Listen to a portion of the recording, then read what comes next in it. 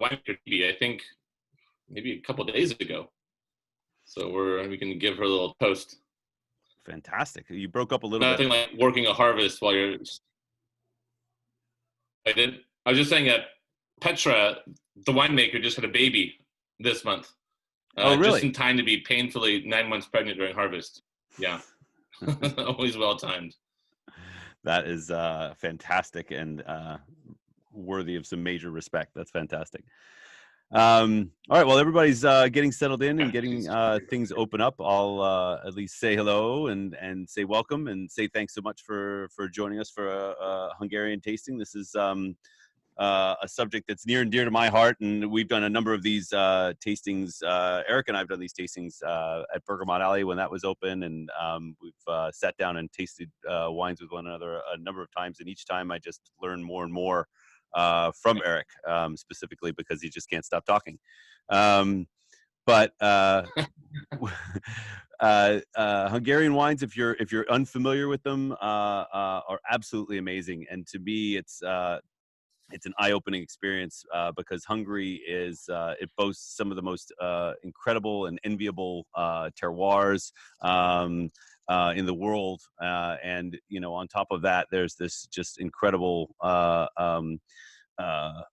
array of regal varietals, especially in Tokai. You've got these two white varietals that have incredibly great potential that we don't see enough of these incredible dry wines that they produce. So it's still sort of a new category for a lot of people, and every single vintage that I get to taste with Eric, it's just opens my mind and gets me really excited about these wines. So we'll jump into that, and it's kind of an open forum here. If you have a question, feel free to just wait for a pause. And although waiting for a pause between Eric and I is lesson in futility, but it's not a big enough group where I feel like I need to mute everybody. Feel free to mute yourselves if you feel when you're not part of the conversation. But if you want to ask anything or stop us if we're moving too fast, feel free, and we can go from there. But otherwise, our format's pretty loose and wide open, and I hope you guys learned something. I hope you really enjoy the wines. And again, I think if everybody was in when I said that this is the wine that we're starting with tonight, this is a really light red blend, and definitely a great palate opener and a really unique wine, the likes of which have not seen these shores until now. I know this is a wine that you've been trying to get here, and a style of wine that you've been trying to get into the country for a while. But Eric, feel free to introduce this wine, and then we can kind of move along from there. Yeah, I mean, if you even look at the bottle, on the bottom it'll say Palak on the bottom right. This is a 1,400 bottle production for the year. So actually the wine that we are collectively drinking, we're actually drinking a fairly reasonable proportion of their total output of this wine. And to put it in perspective, Hungary is, as a whole country, is maybe 65,000 hectares. To put it in perspective, it's, Hungary produces about half as much wine as Gallo as a single company. So it's fairly niche. So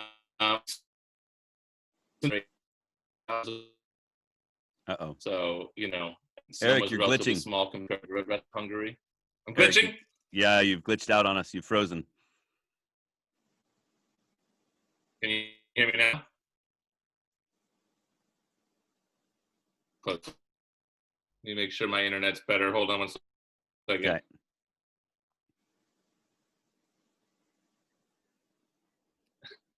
Anything? Yeah, there, you're back. I'm back. Sorry about that. I don't know where I cut off. It's all right. You're jumping a little bit, but we'll get you. Oh, there's some people adding here. I don't know where I cut off, but I'm just saying that we think about Hungary as a classical, European appellation or country. It's incredibly small, even though it has 22 different appellations. Can you guys hear me all right? Yes, you're going good now. Right? Keep it up. All right.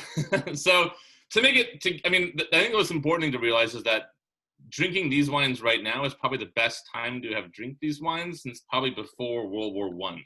So timing is everything. If you think about the the kind of the bad choices that were made in both world wars post phylloxera.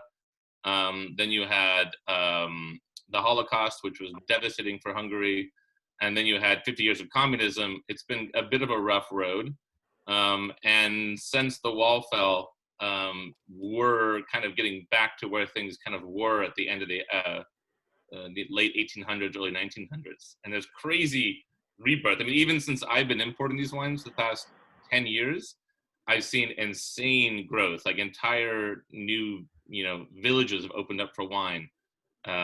It's insane right now. And actually, this is one such example. The Siegel family, so typical in Hungary, the woman is in the cellar and the man is out in the vineyards. Hold on one second, Eric. We just want to catch up. There's a few people who came in late. Want to make sure that they know which wine we're starting off with here. Yeah. The Siegel red wine is where we're starting, guys. I saw you guys just joined in. We're doing the 2 reds before the 2 whites, so feel free to open all the wines, get them some air, and let the whites stay out a little bit and warm up a little bit. That would benefit them when we do eventually get to the whites. Yes, absolutely. So just a quick recap. Hungary had a rough couple the last 100 years were not super kind between both world wars, phylloxera. No, Jeff. This one. It's Siegel. This one. I don't know if he hears you or not. No, it's the one with That's the one. And then also when everything was collectivized during communism, so there's no privatized wineries, no private land apart from very small parcels for home wine making. Each of the Soviet bloc countries kind of fell apart and were put back together Humpty Dumpty different ways. And in Hungary, it was minuscule parcels. So you have appellations like Somló in the west part of Hungary that are maybe 500 to 600 hectares, and there'll be over 1,000 growers. So it is, we're talking 0.5, 0.7, 1 hectare per family. And it's only now that we have small families who are buying up their neighbors or getting gifts from different marriages or whatever, and are slowly rebuilding, like, what we would call in California a minuscule winery, but enough to have 3 to 7 hectares. And those are the wines that are like really hitting the market now and are really special. And that's what this is. Balázs and Petra, husband and wife team. They live in Hajóspálya, which is actually, as far as I know, it's the largest cellar village in Europe. So they used to build these cellar, what they call pincefalú in Hungarian, and it's basically these little tiny cellar houses with the cellars going deep underneath the vineyards. And in this case, there's about 1,200 of them, all wrapping around these different ravines and hillsides. As you can tell by their last name, Jewish last name, so a bit of a rough spell between the Swabians that were there, the Jews, everything else, and very, very sandy soils. So what you have is this almost like abandoned, massive cellar village that has been slowly being repopulated by young couples like this because the land is cheap. You can buy a cellar house, and you have very old vineyards just there. And because it was so sandy, you couldn't drive the Hungarian, the Soviet-style tractors were so heavy that if you farmed them on these sandy hills, you would collapse the cellars. So basically, this area was just left alone. So you have this entire cellar village, all these old vines planted in deep sand, and also the sand protected them from phylloxera. So Siegel has pre-phylloxera vines as well that are unrooted. And you have these young families like this coming back and kind of making a life. And they've had their first child here, Bence, and now just had a second. So it's this whole area is just coming back to life. And this is the name of this wine is Babel, which kind of translates to chaos, which I think sums up the last 2 minutes of what I was talking about with Hungarian history. And the label is kind of a frenetic kind of Jackson Pollock approach to how this wine is made. Basically what they're doing is they're picking Kekfarankos and Kadarka in multiple different passes of ripeness, from very, very barely ripe to somewhat pretty ripe. So you have something in between a rosé and a light red, and everything's co-fermented together as one, and it makes a style of wine called Schiller, which used to be, and is coming back to one of the most popular styles of wine. And just like Kevin was talking about, it's a kind of wine that I love. And you can produce this kind of wine all throughout Hungary, Romania, Slovakia, Bulgaria. This was the dominant kind of wine. But these are low yielding grapes. They're difficult to farm. This style of winemaking is pretty laborious. So during the Soviet times, not a winner. it checked none of the boxes for industrial winemaking. So this kind of style of wine almost completely disappeared, and people like this are bringing it back. So for me, it's like the holiday red that no one will ever write about. Even though we talk endlessly about having Pinot and Gamay and whatever for the holidays, this to me is like perfect. It's it's got the late ripening fruit flavors, great acidity, low alcohol. It's really pretty aromatically, and they farm organically. What's that?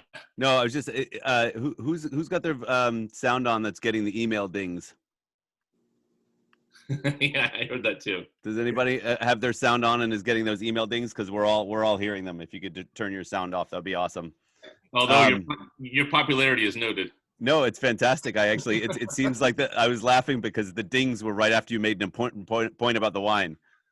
I know it's like AM radio. I want to have my little soundboard ready to go with different sound effects for my. So it goes what you're talking about. It's an important point that you've got Hungarian wines and there's this incredible history, especially around obviously Tokaj and all the sweet wines around Tokaj. But this is truly, as there's so many parts of it. I tell the story when I'm talking about Italian wine and when we're talking about French wine, wherever you are, you're talking about these new generations of old world wines and new generation of the winemakers coming along and doing something very unique and very special. And again, as you pointed out, extremely small production. But the new guard and these people are doing things in a different way and getting wines out that are very different from what was historically coming out of the country. And this is a great example of that. This is a style of wine that makes so much sense to their food, to their culture. And again, on a global scale, this is a style of wine, similar to like a Gamay that makes sense, to our palates as well. Yeah. So it's a matter of exposure and how many of these wines are actually eventually going to come out of the country. And not to get too geopolitical or depressed about the history. There are Hungary, because of this road it's had between losing huge parts of its land during after the wars and then communism on top of that. The three things you can't really take from people are the language, the food, and in this sense, the wine. So in a certain sense, the people making these grapes that were kind of not suitable for the Soviet production is kind of like it's really a big point of pride. And like planting Kadarka and drinking Kadarka and drinking a Schiller like this with, a traditional dish like a halászlé, which is like the national dish of Hungary. It's a big statement of like things kind of coming back and things that cannot be taken away from you. It's funny, people think about goulash as being the national dish of Hungary. It is not. It is widely popular and it can be amazing, but actually halászlé, which is the fisherman's soup, is the national dish of Hungary. And these guys are right near the Danube River. And you want to get into a heated argument with Hungarians, talk about the different styles of halászlé. There's the Danube style and there's the Tisa style. Kevin, maybe you had this in Italy where you have like, who salts their bread and who doesn't salt their bread. It's that yeah, absolutely. It's the wars of the city towns. The Hatfields versus the McCoys, right? Yeah, exactly. Very much so. It's a beautiful soup.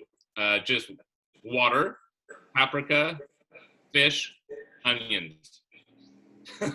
Done. But the paprika is so rich, so vibrant, so citric that it's an amazing, amazing soup. And where these guys are in Hajóspálya is basically at the gateway to paprika country in Hungary. And paprika in Hungary is actually appellation and vintage controlled. So it's not just the stuff you like dust on your, deviled eggs once a year and call it a day. Paprika has a whole insane range of styles and quality levels. Question about this. I noticed the RS is there, 1.2 grams per liter, it looks like. Is that typical of this preparation of wine, this style? To have a bit of RS? I mean, it's all these wines that we're having right now are, native fermentations, very low sulfur, unfined, unfiltered.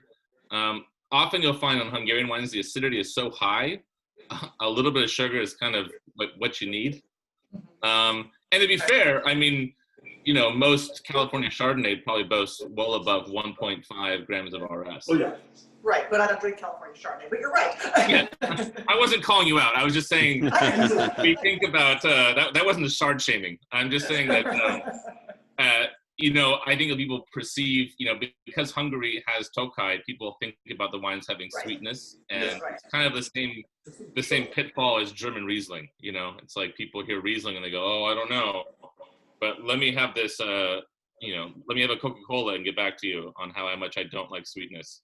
I actually don't. I don't know that I would have perceived the sweetness on the palate overtly. It's a little bit there, but it certainly is not in any way. It does not read sweet on the palate, probably because of the acidity. But it definitely. I just was curious. It was typical. So. Yeah, I mean, and in terms of cold cellars and native fermentations, you don't always get all the way through. Nor would they push it. Nor would they have temperature control to really, Right. And you'll taste that in the white wines. You might be alarmed to find out how little or how much sugar there is. So keep that in mind when you have the white wines, because that's a kind of unique thing, and it makes the wines incredibly food friendly as well. And again, when you're having all these really rich, paprika laden dishes, that little acidity and sweetness can play right into that really, really, really well. And actually, a fun fact about paprika: it is where they discovered ascorbic acid. So they won, the Hungarians won the Nobel Prize in biochemistry for discovering basically ascorbic acid in paprika, which has a good paprika. If you get it freshly ground, it has like 8 to 10 times more vitamin C than citrus. So is Hungarian paprika a single pepper? Because I know there are paprikas in the world that are actually blends of peppers as well. But there are different types, but there are for the most part they're ones that are. It's mainly the production method about superheating them and grinding them a certain way.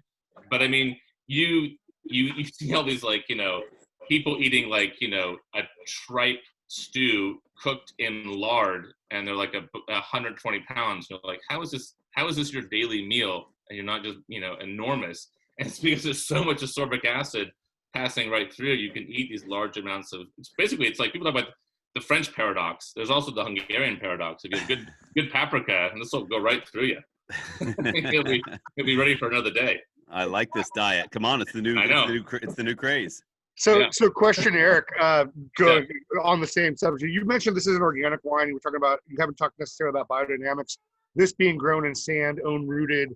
What is there much like conventional type farming, like leftover from old times, say Soviet era type things, or are people doing mostly organic there because they're picking up these old vines that inherently have just kind of survived through things? Yeah, I mean, this area was just not suited for industrial production. I mean, plowing sand and all this stuff doesn't really do much. But yeah, there are huge swaths of Hungary that were, farmed by massive Soviet tractors with, the right, clones designed for yield and not quality, and huge vine spacing and lack of vine density. And what's amazing about Hungary is if you go to some of these older appellations, especially if you go to the north, like in Matra or Eger or Tokaj or Nezmeli, is you go into the hillside, you go for a walk in the mountains, and you'll be going up a hillside and you'll start stepping over old terraces and finding old vines going up trees. That's because all those beautiful elevated terraces were left completely fallow during communism, and the forests have retaken them. So what you see is that you drive through an appellation and you can see kind of ghost vineyards underneath, 40-year-old trees. And people are now clearing those out and re-establishing single vineyard crews that were once, immensely popular at the time. So yeah, there's a combination of, if it's not broken, don't fix it. You go to Hajós, people have been farming this way forever. There's no need to, buy a bunch of stuff and reinvent the wheel. But there are swaths of Hungary where, people are needing to kind of switch back, for sure. But in this area, getting organic certification is pretty simple. You just kind of invite them over and have them check it out. Right, because take a look at the farm. No, this has never seen any chemicals. Yeah, no one's been here for 60 years. Here's my vineyard. Yeah, exactly. There's no waiting period of transition. No. Leanna and Michael, what are you making? Because after spilling all the San Marzano tomatoes everywhere, I'm very curious. Yeah, it went noted. Sorry, I know I'm probably doing too much. We're making. It's great. I wanted to know if you're using Hungarian paprika to enjoy the theme here. First of all, I can't get over that it's called paprika, and I'm like, what are they talking about? Oh, paprika. Yeah, Oh sorry. yes, it's okay. I'm attempting to make that. All right, Oh, wow. that sounds good. Share with the group. Yeah, I wish I could. That has all the things.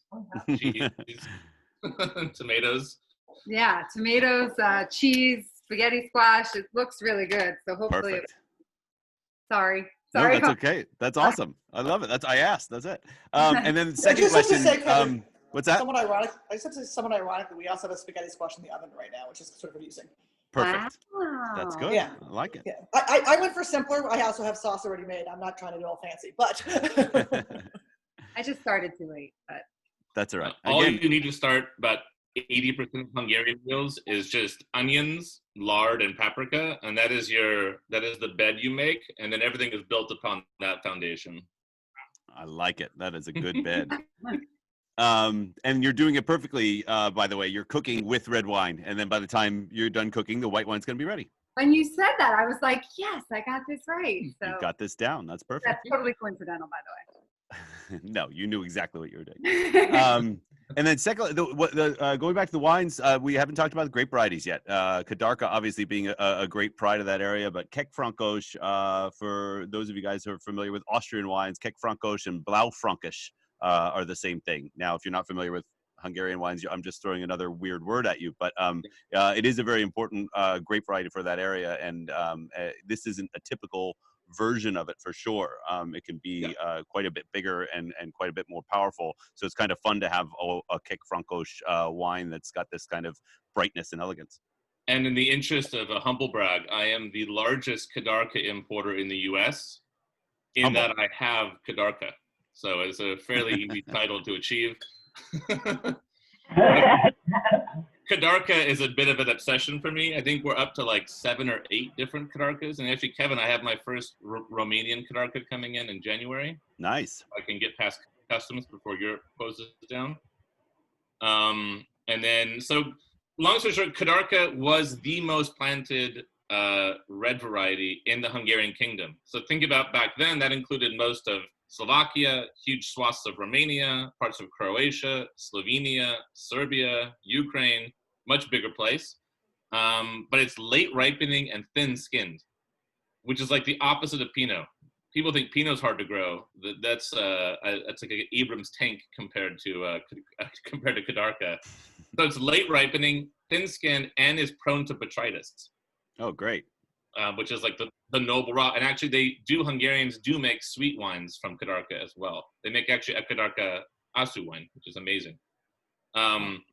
But because it's late ripening, thin skinned, difficult to grow, it went from the most planted red grape in the Hungarian kingdom to, at the end of the Soviet reign, less than 1% of all plantings of red. So it was ripped out ad nauseum. And a few families, literally a few families, traveled to home vineyards, found the right clones, found these lost clones that were in the sands in Haiospaya or the sands in Csongrád or the sands in Serbia. And it's been like a 25-year rebirth of kind of a collective FU to the past 50 years is to plant as much Kadarka as you possibly can. And it, to me, is they make spritz of it in Hungarian, so adding like really hard mineral sparkling water to it. It makes sweet wines. It goes into a lot of the blends, and it was like a muse wine in the big, famous coffee shops between Vienna and Budapest. This is a wine that Franz Liszt and Mahler and all these people were drinking. And we had the receipts, which is really fun. I did an event with the New York Philharmonic where they had a big thing on Mahler. And they did dinners at the symphony where you would drink the wines that the composers were drinking during the time of composition, because most of the compositions were court or ordered by the king or the legislature. So they have receipts for taxes. so you can actually go back and find out how much they were drinking and what they were drinking. So the Kadarka was a really popular kind of intellectual philosopher, just wasting the days away at the coffee shop kind of wine. And I love it. This is just a version of it. There are, as we'll taste one coming up from Slovakia, which is entirely different. But it's kind of like Pinot, where it's got a million different faces. It shows incredible fidelity to place. And I like it. I'm going to keep looking for more of it. Well, I like that you've cornered the market on it for sure. And to everyone's jealousy, I'm sure. I didn't introduce you to everyone by the name that everybody else in the wine industry knows you as, the hardest working man in this business. Because of course, you know, it's hard enough to go out there and try and explain why one Pinot is it might have, you know, superior soils or some sort of pedigree different from California as a salesperson to San Francisco restaurants. But try doing it with a lineup of 9 different Kadarkas and see what happens. So you know, a lot of soft shoe routines. Yeah. Do you have soft shoes? Well, you know, 6 years in the circus, I got lots of stuff I can drag out if I need to. Here's to 6 years in the circus, and here's to all the Kadarka. Cheers, everybody. I hope you're enjoying this wine. Any thoughts on this wine? Yeah. In love? Good. Nice and bright. Great way to start your palate. It can handle a little chill too. It can warm up. It'll be great. Yeah. And this has a little bit of Blanc Frankish as well. And the blend changes every year for the style. But the idea is to have this like tweener in between a red wine and a rosé. But it should have tannins, aromatics, good acidity, but also be very light. It's great for family functions where you have a low alcohol and it's a red wine. So you can, you know, enjoy everything for longer before someone says something out of turn. It's definitely, it's a great starter. It's a dangerous starter because we have lots of wines to still drink, and we had to keep ourselves from pouring more and more of that. It has that. Yeah, I've reported this too many times as well. Yeah, definitely. I had to put it over there on the side of the table. There are definitely wines you look up and the bottle is gone, and you have no idea where it went. It's just so easy. Yeah, Kadarka for me is one of those bottles where you offer to pour for someone and you dump it out and just one drop falls, you know, into the glass. That's kind of the wine that this is. Yeah. Shall we segue into Serbian Kadarka? Yeah, or Slovakia. Oh, no, sorry, Slovakia. Yeah, no, we're not going to Serbia. Not today, anyway. Not today. Slovakia. Yeah, so this is speaking of trying to sell wine, try selling Slovakian Kadarka from Južna Slovenska. It really rolls off the tongue. Južna Slovenska is sounds fancy, but the Slovakians have not been too creative. It just means southern Slovakia. So there you have it. Nice little translation for you.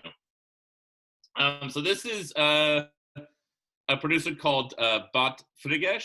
So it's it's complicated because the borders have changed so many times over the past 70 years that these guys are ethnically Hungarian, but also Slovakian. They're right along the shores of the Danube, looking into Hungary from Slovakia. And, you know, Slovakia had its own history with the Velvet Revolution and Czech, and there's a lot of things going on here. And I think that in general is that I love wines from borders. Wherever you're right on the border, it means things are good. Because everyone thinks what they have is hyper unique. And of course, they've been completely influenced by everything around them nonstop. So it's a great place to find characters in the wine world, is where you've got to forge what is your thing, but the people who are across the river are something completely different. So this is 100% Kadarka, a different clonal makeup than what they have done in Hajóspálya in southern Hungary. So where you were before, you were basically in southern Hungary along the Danube River in between Budapest and the Serbian border. Now you are about an hour and a half north of Budapest along the Danube as it kind of curls up into Slovakia towards Austria. This is from the Muzla hill area. Really beautiful. Kind of, Pedro, back to your conversation, this was also an area not targeted by the co-op system. So very little big industrial production here. You still see a lot of mixed ag. A lot of people still grind, you know, their own grains. They've got chickens, they've got pigs. It's still, you know, they still make cider, walnut oils. You know, people have more it's more mixed here. It wasn't as impacted.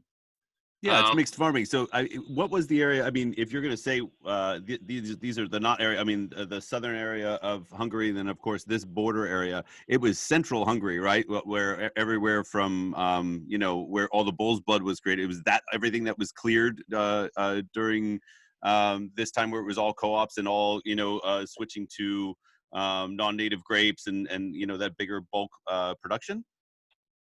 Yeah, and even what was, you know, big production during the Soviet times could have been fruit from Moldova, dried fruit from Bulgaria. You know, it was a mess back then. But where you are here and up in the Mujla, it's very hilly, it's steep. It's not an obvious choice to plant, you know, hundreds of hectares and farm it industrially. So this is near a town called Bela and also a town called Strekov. And Strekov is also kind of this epicenter for natural wine in Slovakia as well. And they're ethnically attached to a lot of the grape varieties of that older time, which at that point was Hungary. So the fact that they have Kadarka here makes total sense, because they would have been Hungary back in the 20s and are still largely, you know, ethnically identified as such. But this, if you look at the glass, looks more like Pinot, right? It's darker. It's a total, if you pour this next to the Babel, it's like a total difference in everything. And it's obviously you're 4.5 hours north. You're way up there. So this is much cooler climate. You're sandwiched between two rivers. You're up on a hillside. This is also organically farmed with a biodynamic bent. So they do some of the preparations, but they don't go full certification for a variety of interesting reasons. And these guys are the full thing. So they, you know, they have an amazing bakery in town. So they mill all their own grains and are like, they actually, when I went to go visit them, they showed me that they had baked bread from the Tartine cookbook, which is from San Francisco. And I was like, yeah, I'm glad I traveled 6,000 miles to have Tartine sourdough. But they're really into it. And of course, you're too far north for olives. So all the cooking is done with walnut and pumpkin seed oil, which we don't use much here, but it totally changes the aspect of the food, and it really goes with the wines. And bought Frigish and his son Fritzi, which is awesome because Fritzi sounds like this very dainty little name, and he is a giant, not to be crossed. So kind of like when some guys called Tiny in the mob. Eric, the area you're talking about kind of sounds like it could be almost Sonoma County, maybe like almost Monterey, where you're driving around. And I mean, prior Sonoma County going all the way, like with so much more viticulture, but there used to be a lot of different things growing here.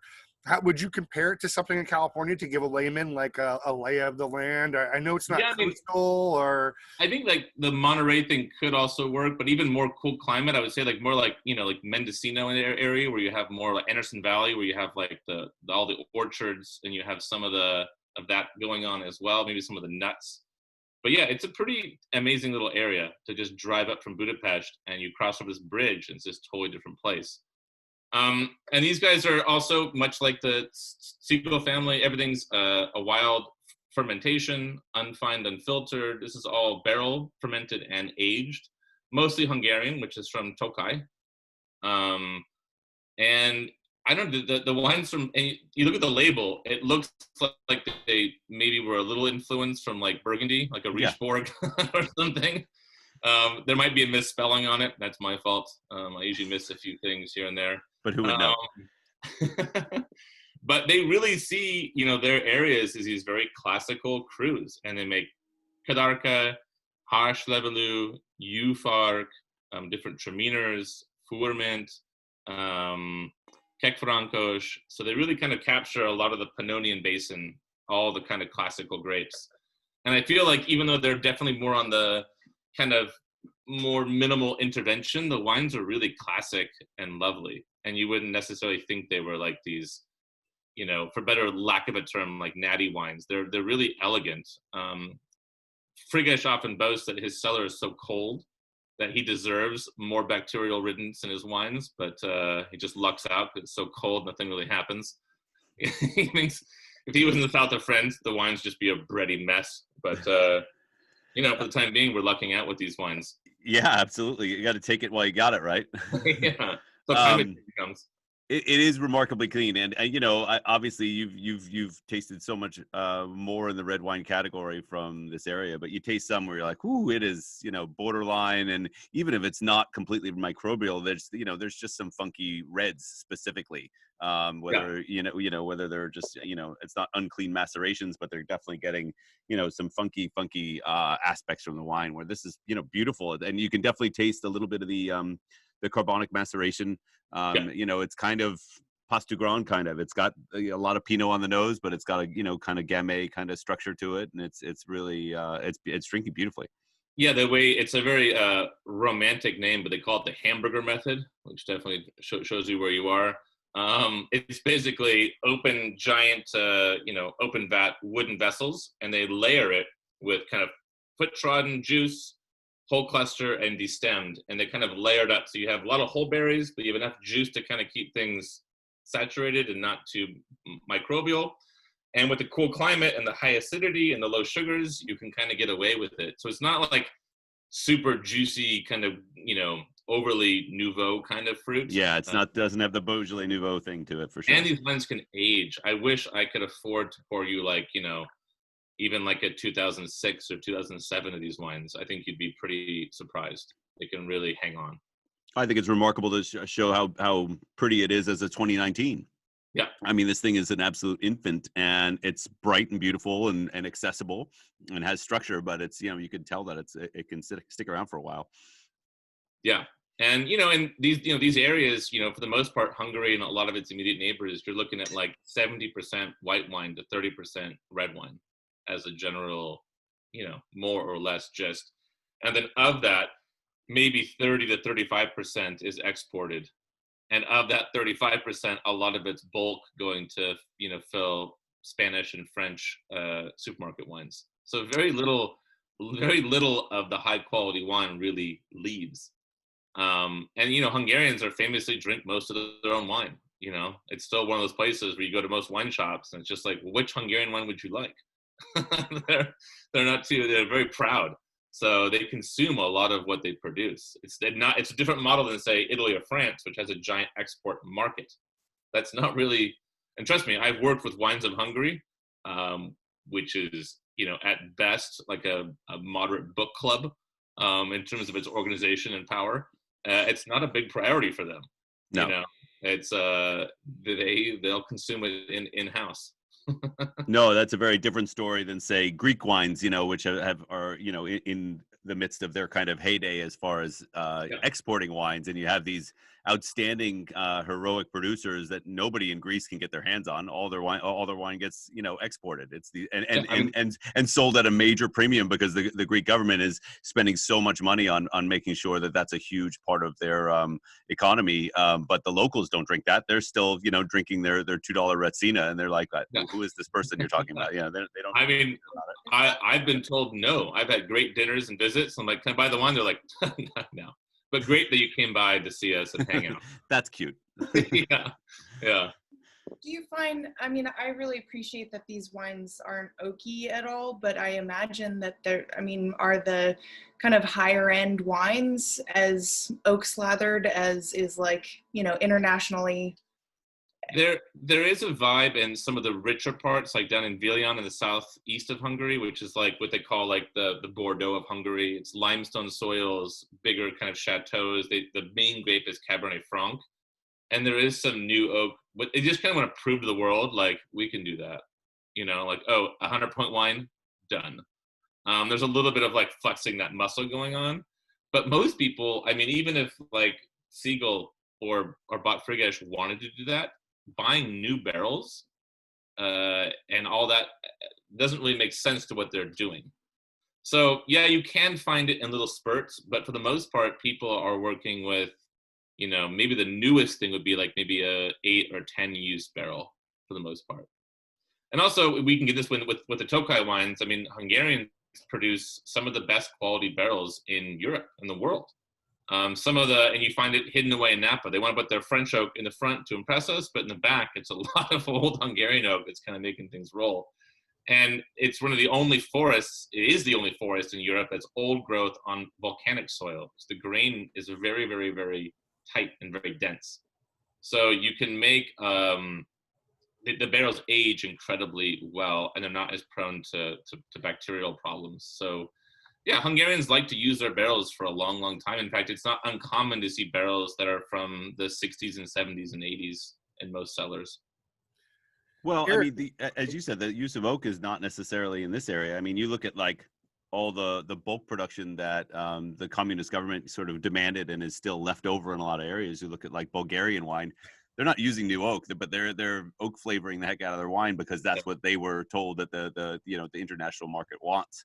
Yeah, I mean, so it's you nice to think see about- that all that has gone away as well. Like in the 90s, one of the best selling wines in the UK were Cabernets from Bulgaria, and they made it to exactly that style. And once you're hyper dependent on one market, just like making sweet sparkling wines for Russia, if that's what they want and that's all you make for 50 years, and all of a sudden someone turns off that spigot, you're like, what?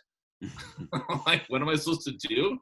So yeah, there are markets tailored to that, but I would say overall, since the vast majority of, especially Hungarian, but also I would include Slovakian and Serbian and Slovenian in this mix, the production level is so small that justifying the purchase of new barrels doesn't really just economically fit in.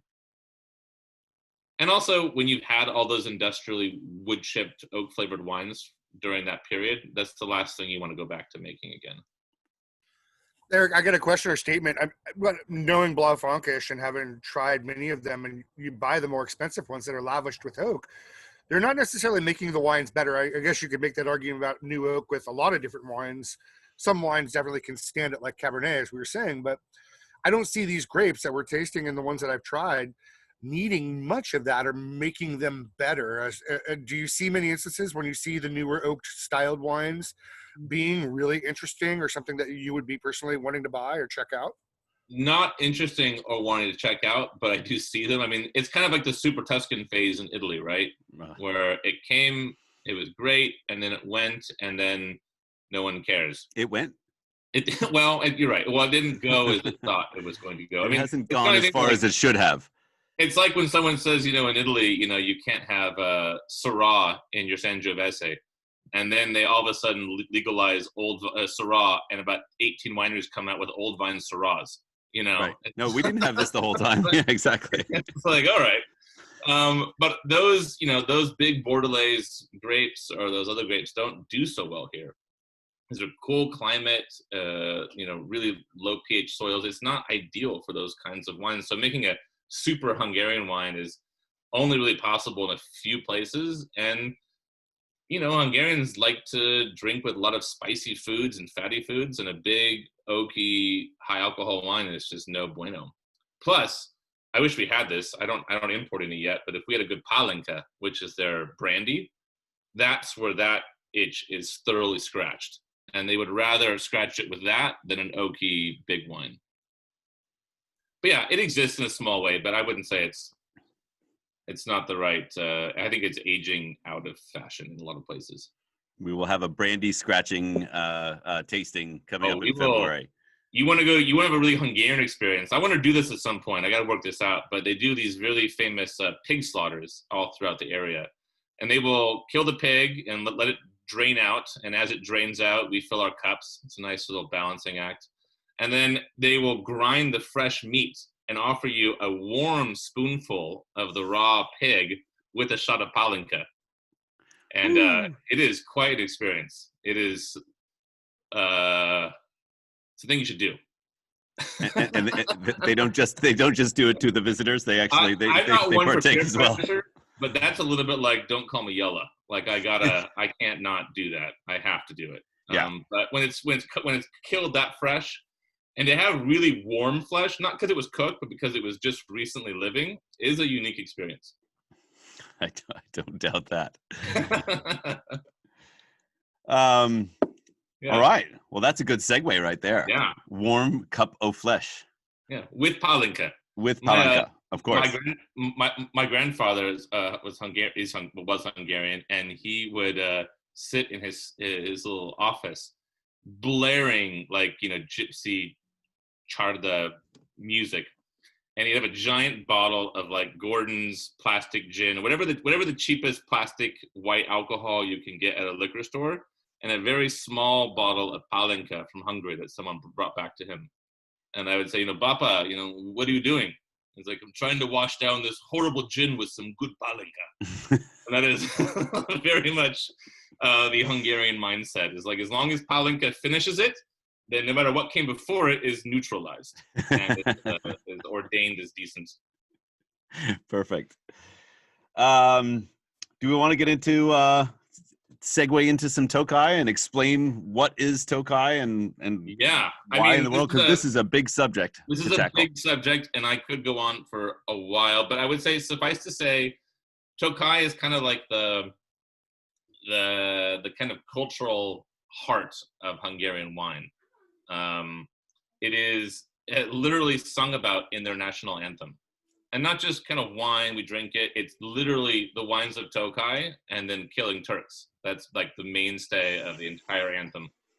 Kind of covers all the bases. But it is a hyper volcanic appellations, over 400 volcanoes. And then you have this really old growth forest on the northern side towards the Slovakian border, which is the aforementioned wood forest, the Zeppelin for the wood, but also blocks a lot of that cold air coming down. And then you have this really important river called the Bodrog River, and then a smaller river called the Tisa. And it's the combination of those two rivers, a floodplain, and all the vineyards on these volcanoes.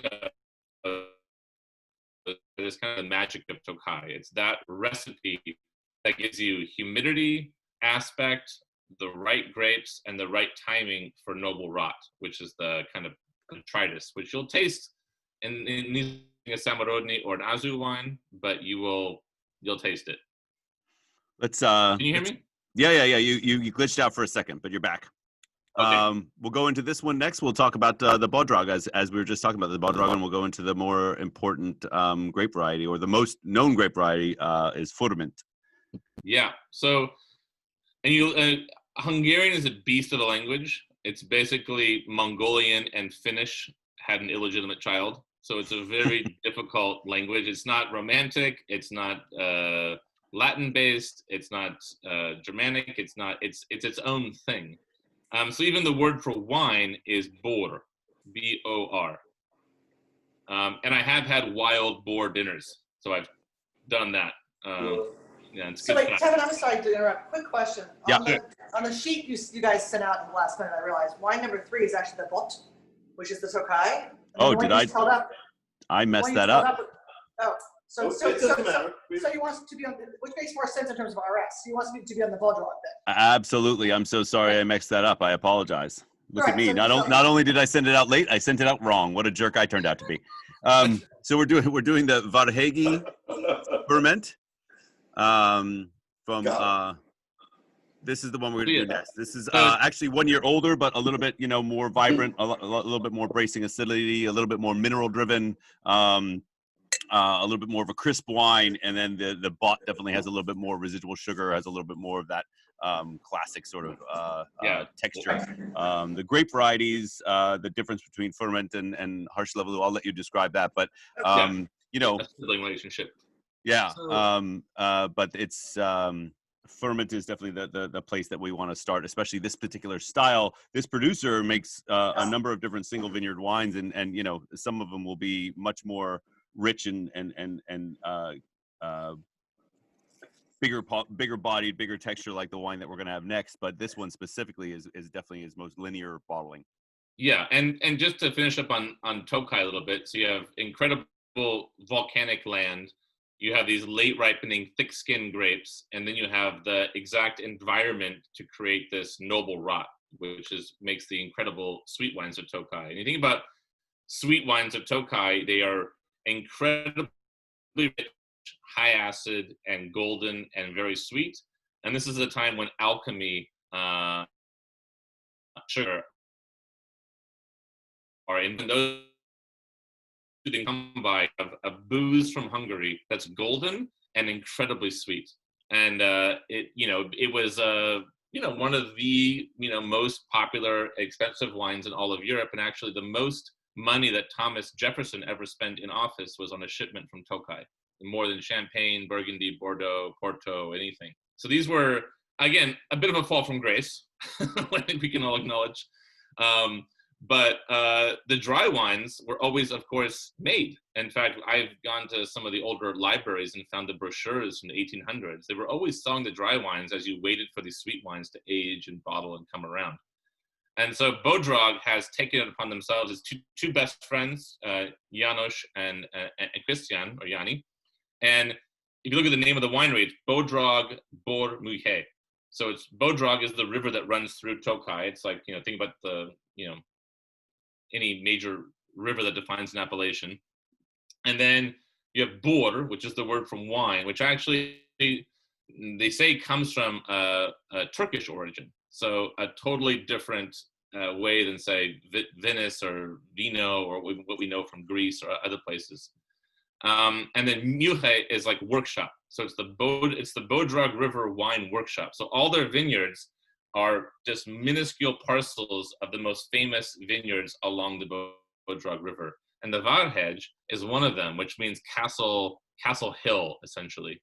So as you're driving through the village of Bodrog Kerestur, you look up to the left over the river, and there's this perfect conal volcano with an old, what used to be a castle on top, and the vineyards are right on the slope of that. And this is about up the hill a little bit, so you get some botrytis, but not too much. This wine should be pretty racy acidity-wise. Maybe a little bit of honey and spice, but it should be pretty piquant on the acid.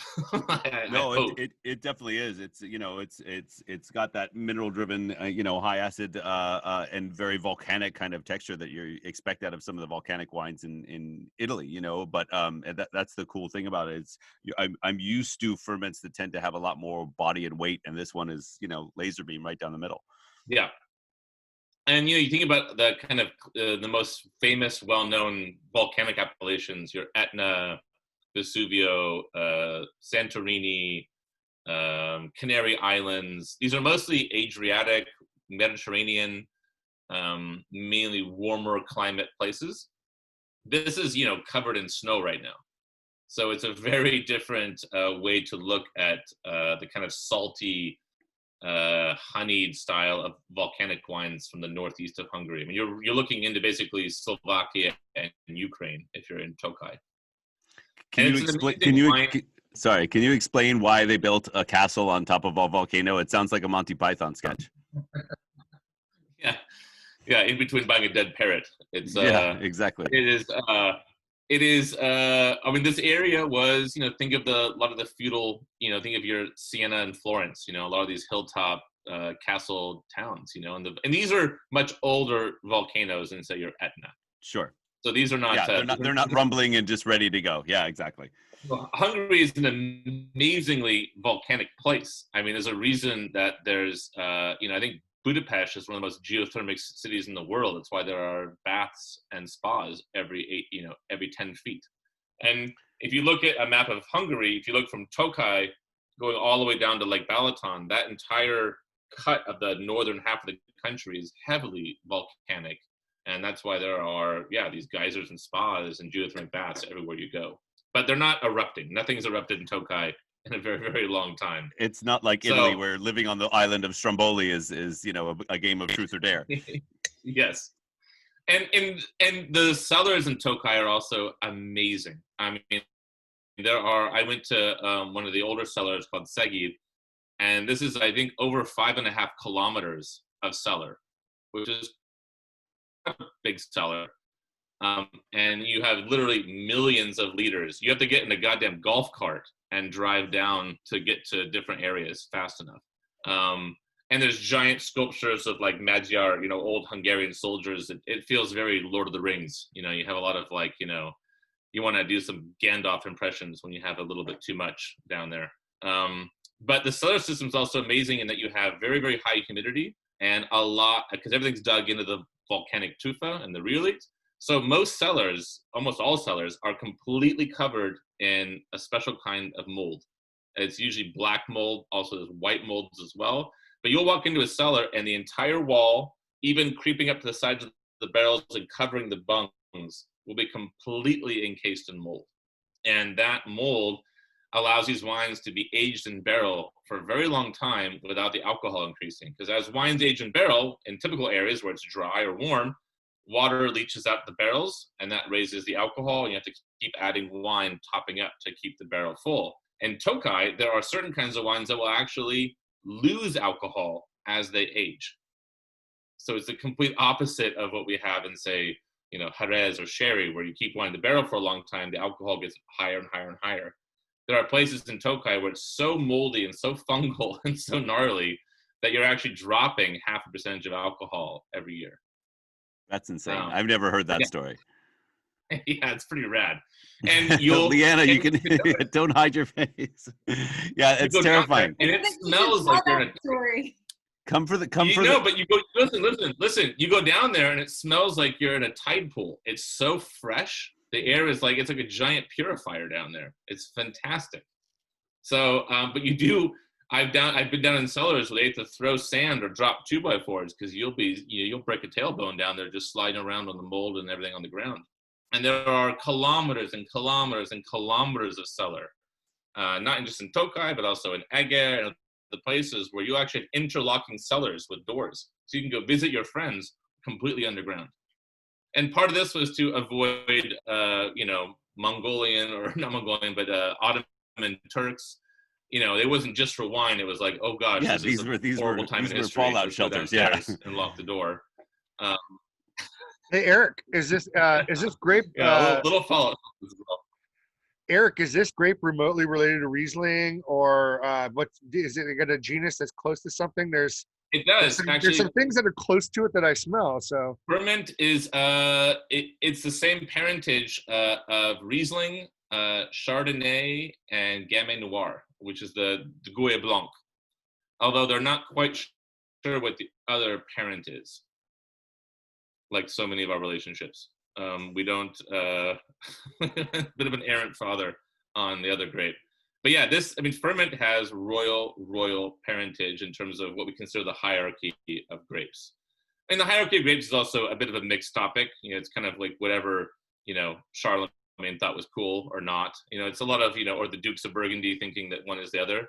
But this parentage of Furment and Riesling and Chardonnay, there's a reason these grapes survived all this time in history. They were good. And there's even a little bit of ferment here in California. Not too much, but a little bit. But now you're finding ferment in, Romania, Slovakia, Serbia, Slovenia, where they call it Shipon. Dry creek. In Hungary, they devote an entire month to it. There's ferment February. It's like their Black History Month. It's like they just cherish ferment for a month. They drink it everywhere. They have giant tastings. They have giant festivals. Everyone pours it. And, in pre-phylloxera, ferment was growing everywhere. But post-phylloxera, it got kind of narrowed down to a few places. And Tokai is definitely the kind of epicenter of ferment. But you can find it along the shores of Lake Balaton and Shomlo and other places as well. There's no doubt it's a noble grape, that it's attached to the great names as far as, its parentage. But again, the more of these wines I try, it's, usually I compare it more to it does have the slight aromatics maybe, but this one obviously much more steely, much more Austrian Riesling than aromatically like German Riesling. And then, a lot of the times partly because of the residual sugar, but also just because of the viscosity plus acidity, it's very similar to like some of the great Chenin Blancs. So it's hard to put your thumb on what this grape can do and what it's similar to from other areas. And you think about investment in Tokai after the fall of communism, one of the top houses of Chenin Blanc, Domaine Huet, Kirayoldvar, which is one of the top ferment producers. And actually, Yanni, who's the winemaker for this wine, worked at Kirayoldvar during those early years. So, Eric, this grape, not just the Riesling coincide, but you talk about Chardonnay. This thing seems like it could be made in all fashions, from like Sauvignon Blanc style to rich Chardonnay style. You could probably make sparkling and sweet wine out of it, yeah, and make it very well in each one of those kind of applications, much like Chardonnay, Chenin Blanc, and Absolutely. Riesling that we mentioned. Absolutely. In fact, people in Tokai are adapting more with climate change and whatever else is thrown at them, where sparkling production is skyrocketing. In fact, there's a lot of completely in-house producers making sparkling wine. Bodrog, this same producer, makes a pet nat, for example. And you obviously the sweet wines are paramount. Bodrog makes that as well. You're also seeing, the sweet wines of Tokai are essentially skin contact wines. You're macerating on the skins for weeks on end. So people are also making dry skin contact wines. So Bodrog Bomuhe also makes a Naranjpor, which is literally an orange wine. So in some ways, Tokai has been making skin contact wines for over 500 years. It's just that they've mostly been sweet. And now they're like, oh, we can do it dry as well. We already have the technology and the know-how to do this. And you can make a zero botrytis, whole cluster, stainless steel, Sauvignon Blanc kind of Tokai for sure. So you can make almost any kind of wine in Tokai, much like you can in the Loire or in the Moselle. You can run the gamut. And famously in Tokai, you can make a botrytized wine fermented dry under floor. And Kevin, you just to really mix it up. It's called dry Samarotni.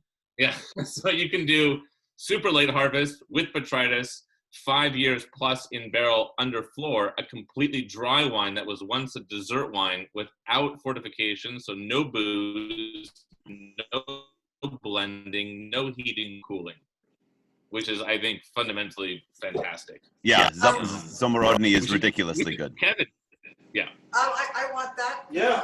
Yeah, how do we get that one? Where's that on the next tasting? What's up, man? Totally. Yeah, send your emails to Kevin at Bergamot Alley.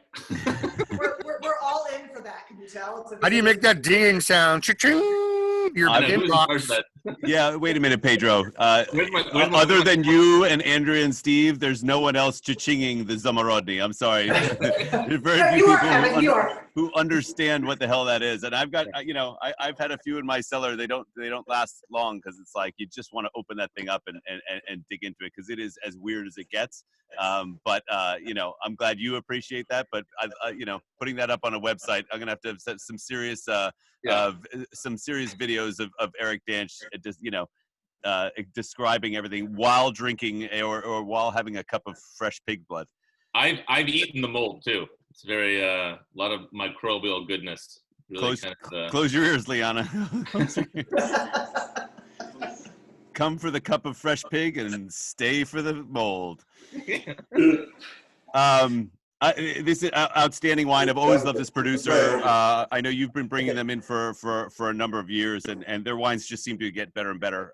This is a really a great example of, again, much more linear, much less viscosity, much less of that that kind of golden richness, which I totally appreciate in so many of these wines. But it's nice to see them flex their muscles on something that's a little bit more like very, very transparent of soil, much more volcanic feeling, much more high acid and crisp, but still textured and honey and beautiful. And also, Tokai is a all white wine appellation, at least by its laws. There are some red grapes there, but these wines are used for like one of the classic pairings for a dry ferment like this is like a roasted goat. The goats in Tokai are remarkable. If you braise it till it falls off the meat and you have that kind of just herby, fatty goat goodness, and a wine like this, it's amazing. People think of white wines as like, aperitivo or what you have before the real wines. Try this with just a simple roast chicken or something like that. Try a wine like this and you'll be pleasantly surprised at how well it works out, because there's a lot more acidity and action than I think it gets credit for. Yeah, there's no doubt. I mean, these are food wines, and people who appreciate good high acid mineral whites probably know that. But I think a lot of people in the States still refer to white wines as being the openers and not what you pair with braised meat. But this is definitely capable. Yeah, absolutely. Any and by the way, there are no dumb questions. These are totally wines outside the realm. We've only covered a little bit so far. Any questions at this point before we move on to the last one? Thoughts? Ideas? Loves? Critiques. And also, I would say that, you know, of everyone we've tasted so far, you could easily, once, you know, the world comes back to some sense of normalcy, these are all people that you could email, call, visit. They have little tiny guest rooms. They would feed you. They would take you around. You don't need to be a wine professional or in the trade. They would be so excited to have you come visit. And not everyone has accommodations, but Siegel will cook you a nice little fisherman stew up on their patio overlooking the vineyards. There's places to rent around there. And again, you could rent a place in Hayosh for 15 euros. And by the way, a nice place. You know, Yeah. not the places that if I were to take Kevin, it'd be in the kind of €7 to €9 range. And it'd be kind of communal showers and cots and things. Keep promising that, buddy. Keep promising. But in Tokai as well, I mean, they have guest rooms. The people are building things. There's a lot of amazing resourcefulness between Bodrog and especially Bot, which we will be tasting next. They have, there's a huge community investment to make sure that all of their children have a reason to stay and not move to Budapest or Debrecen or somewhere else. There's a lot of, everything they do is focused on how do we recreate community here and keep our families connected. So there's a lot of effort that goes above and beyond the wines. And you find that in Bodrog, you find that in Siegel, you find that in Bad Friges, and you certainly find it in Bad Pince, which is the wine we'll be having next. All right, you opened it up to questions, and then you talked over. Who had questions? I was just gonna ask, like, are all these producers also like ag farmers? Are they all, you know, ranchers? Do they have, you know, are they making cheese? Are they, you know, like, is it a multifaceted situation, or are they just making? A lot of them, yes. Like with Bad Friges, between the bakery and the breads and the oils and the jams, there's definitely a lot of products being made under the Bad Friges label. Siegel is heading that direction. They also have a newborn and a 2-year-old, so I don't know how much they're stretching out. But for instance, at Siegel, they're trying to incorporate the local cheesemaker, the local bakery, to be a part of their wine tastings, to kind of integrate things back together again. And in Tokai, there's a lot of that going on, where you have people making a lot of, this is going to sound bad, but a lot of vinegar, not only because the wine went bad, but because vinegar is good. And a lot of nut oils. You see a lot of cheese being made, and actually the mangalica, which is the really famous Hungarian pig, which is like a woolly wolf pig. You see a lot of people those, and because they cannot be contained in a normal facility, they have to run wild and eat nuts and be in the forest and be in the cold. So you are seeing a lot of that come into play, but not as mixed ag as they once were, because people are buying back these minuscule parcels of land over time because of the way that land was doled out after communism.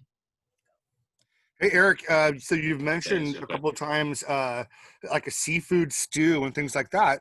I know that you guys are kind of close to the ocean and that there's rivers there, but you're more continental kind of climate there. Are you seeing a maritime influence or any kind of a fog, or like what are your temperature shifts or things in these areas? He's frozen on us. Well, you know, Hold on, Eric. Am I fade? Yeah, you froze in a great pose of drinking your glass, pursed lips, and we all noticed. Don't think we haven't noticed that you're still drinking red. Wait a minute, we're all very confused by this, and we're gonna mock you until you come back to us. I know. Well, I'm in a more of a European pace, I guess. Oh, there you are. You're back. Okay. So to answer, so Hungary, I'm back. So Hungary is landlocked. But there is the Balaton, which they call the Hungarian Sea.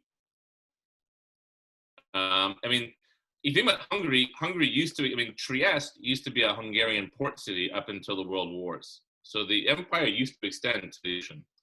But now they're landlocked, but the Balaton is a 50-mile long lake. It's the largest lake in Central Europe, and they get a lot of freshwater fish from there. But for the most part, the Danube and the the Tiza. These are the two main rivers. You get a lot of like carp and catfish and a couple stripers. There's a couple other native fish that I'm forgetting right now. But yeah, it's mostly the freshwater fish, the mangalitsa, a lot of fowl. So a lot of pheasant, a lot of duck, and a lot of goose. And obviously foie gras is one of the major products of Hungary. I think they're either the largest or the second largest producer of foie in the world. Wow. And actually, you go to the central markets in Budapest, and you can buy just giant gobs of foie for nothing. It's like buying bologna here. In fact, my grandfather told me stories of how he would trade his foie gras sandwiches at school for anything else because he was sick and tired of it. That's pretty amazing. Yeah. Any other thoughts before we move on to some harsh-levelou? Have I ever had a Hungarian cheese? I'm trying to think, and I can't think of a Hungarian cheese I've ever had. There's nothing widely known in terms of like a cheese you would find from other places, but it's mostly sheep and goat for the most part. They do a lot of fresh cheeses, so a lot of kind of things in the kind of quark ricotta vein. They have some cave aged ones, but that industry was really squashed during the communist times in a big way. And then cheese became so plentiful from other markets that it just kind of got quiet. But that's a huge other resurgence. And there are also cheese markets and cheese fairs in Hungary for sure. But if I were to give you a name, I don't think you would recognize it. It's not like, one fact is interesting is that the botrytis, which is the noble rot that you find in Tokai, but also find it elsewhere in Hungary, if you actually use that botrytis as a starter in a cheese, you will get like a sweet gorgonzola. It'll actually botrytis makes a blue vein cheese. And not surprisingly, one of the best pairings for like a gorgonzola or a Stilton or a blue is a sweet Tokai or even a dried Tokai, because chemically you're actually like platelets are actually melding because it's part of the same family. So if you want to have stinky cheese and, be close to your friends, Tokai is a good foil for that. Yes, please. All right, so should we pour this last wine? Yes. We'll get into the bot. Kulchar. Harsh-levelou. Tell us about harsh-levelou and why is it so fun to say? Yeah, and so easy to sell. So harsh-levelou is kind of a sibling relationship to Furmint, but it is more aromatic. It is slightly less acidity, ripens a little bit earlier, and is planted in different places. So Kulchar is the name of the vineyard for a small family winery called Botpinsa. And again, much like Siegel, you have Judith, the wife, in the cellar, and then Josef, her husband, in the vineyards. And Kulchar is basically lava flowed down from the volcano onto a flattened plain and hardened, and the vineyard is planted on that lava flow. And in fact, it was so volcanic and so rocky that they donated stones from the vineyard to pave a road in Tokai. They're like plenty. You can have some. So it's a really beautiful site. So you're standing in the site, you're looking up at this volcano. The press house is to the right. And this harsh-levelou, this is the 18, right? Yeah. Yeah. This is, again, spontaneously fermented, all in Hungarian Tokai oak. But the way Judith describes the wines is one of those things where you feel like you resemble that remark, which she says, when wines are young and picked early in Tokai, it's like a man before he's had his family. He's lean, he's sharp, he's adventurous. And a man, once you have a wine with botrytis and it's barrel aged, it's like a man with kids. It's a little slower, a little oilier, a little more weight. And that's where this Kulchar is. using rich as a description does not work here. You're not richer after that. Yeah, that's maybe more emotionally so. So it's what I love about harsh Levallois is that you have more aromatics. You still have plenty of, even though it has less acidity than Fourment, it's not like it's a flabby mess. You do have some of that residual sugar, but it kind of just melds with the wine perfectly.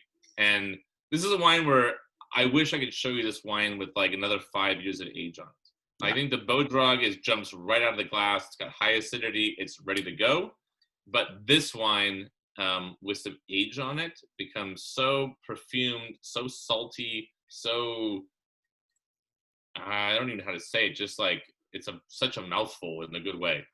We're a little bit robbing the cradle with this wine at this age, but I think you see a different side of Tokai where you have these older vines, longer time in barrel, a different grape. It's a much different energy than the Wahrhage Fourment from Bodrog. And Unit is amazing, and Josef, their family, they have actually completely refurbished an old ceramic factory, one of the biggest factories in the village, to be part daycare, part winery, part school, part restaurant, and involve the whole community in it. They hold fundraisers where they all dress up like single vineyards, because there are over 400 single vineyards with really funny names in Tokai, and they raise money that way. And they built a skate park for the kids, and they have balls, and they have concerts, and it's all this effort to basically make Tokai a desirable place to live your whole life. And it's pretty special what she's doing and what she's investing in the appellation. Yeah, and they're all friends. Like in Tokai, you meet one person, they know that you're there, they know who you're seeing next. They can recommend who you would see after that, and maybe we all meet for a langosh or a beer later. It's a very connected place. And it's not very big. Tokai is just over 5,000 hectares. Sonoma is over 5 times the size, to put it in perspective, in terms of land under vine.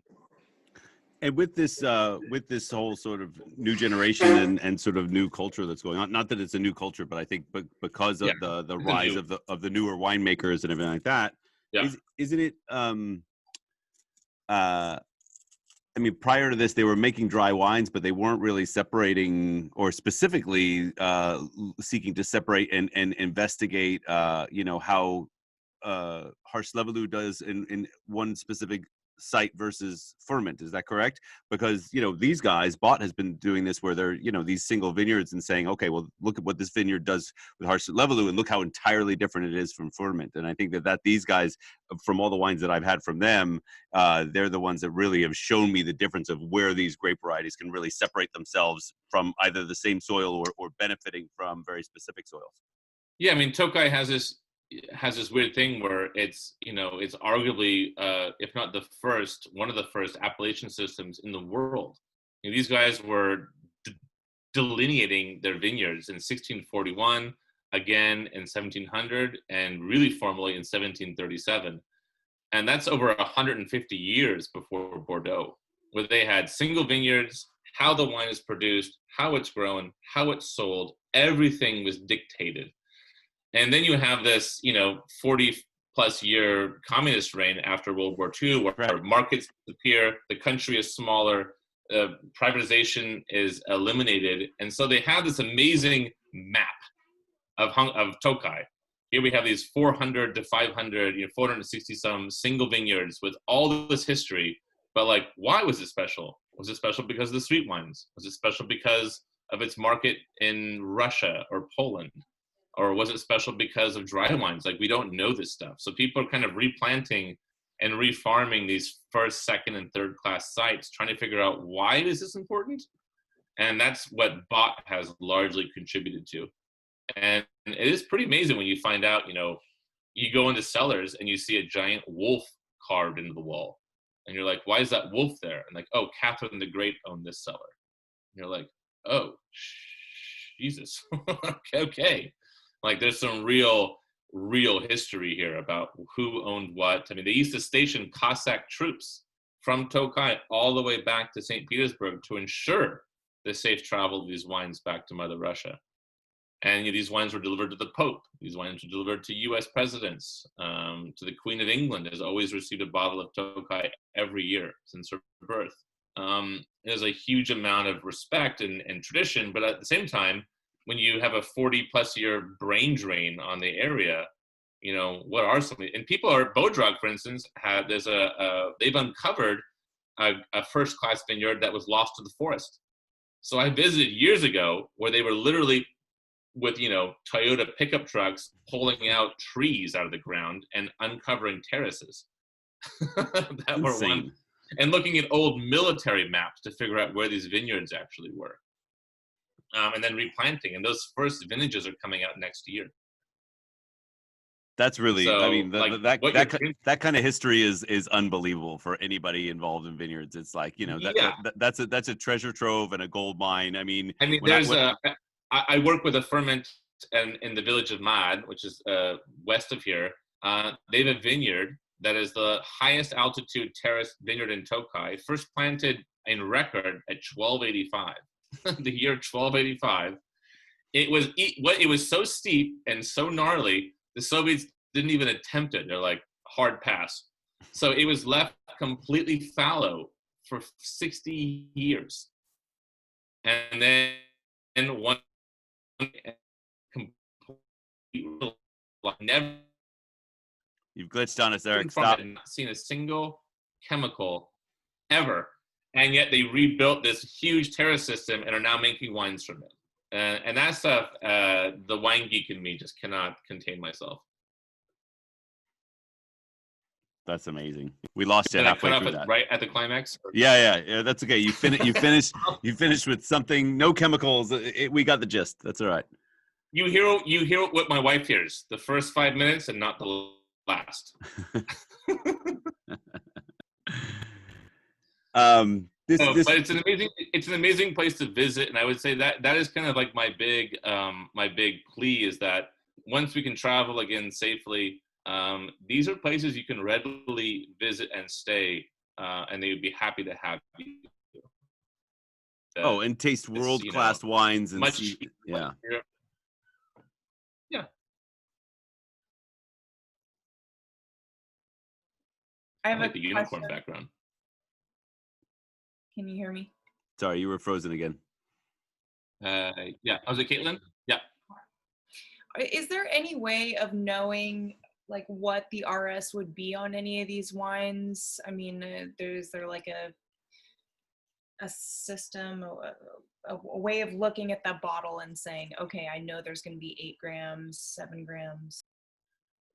There really isn't. I mean, dry in Tokai basically means from 0 to maybe 15 to 20 grams of RS. Yeah. So the answer is no way. But when you get to the sweet wines, like the Late Harvest or the Samorodny or the Azu, then you'll start seeing either the word Azu, Late Harvest, or Edes, E-D-E-S, which means sweet. But yeah, the dry is a little bit of a loose notion. It's almost, for Hungarians, it's what tastes dry, not what is chemically dry. Now I understand why you almost laughed at my question early on with our very, very, very dry first wine. Yeah. By contrast, I was like 1.2 isn't even tickling these ivories. Like this, and this, by the way, does not really, absolutely lovely. It's delicious, but it's a different planet. Yes. So yeah, exactly. So with Bot, you're looking at probably upwards of 7 to 9 grams per liter of sugar, which would definitely be higher than your average white wine. Bodrog a little bit less, although certain vintages I can pour you, not from this selection, but I can pour you a wine that has 15 grams of sugar, and you will swear to me that it's dry because the acidity is so high. Right. Yeah, that's the thing, is these grapes can handle that. There's very few grapes, as you know, Andrea, there's very few grapes in the world that can handle this kind of RS and still be an absolutely amazing high acid and well-balanced wine. Yeah. Right. Agreed. And at the same time, I can pour you a sweet wine from Tokai that might have, 220 grams of RS, which is not entirely subtle, and it'll finish dry. It'll finish dry in your palate. Because in Tokai, you can hit double-digit total acidity numbers. Wow.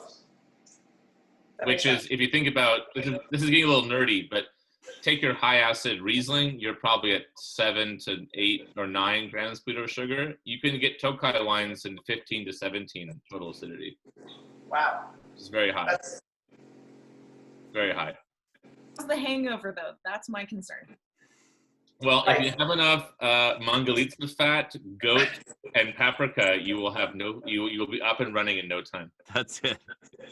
And don't go down to the cellar because you'll slip and fall on the mold. So Yeah.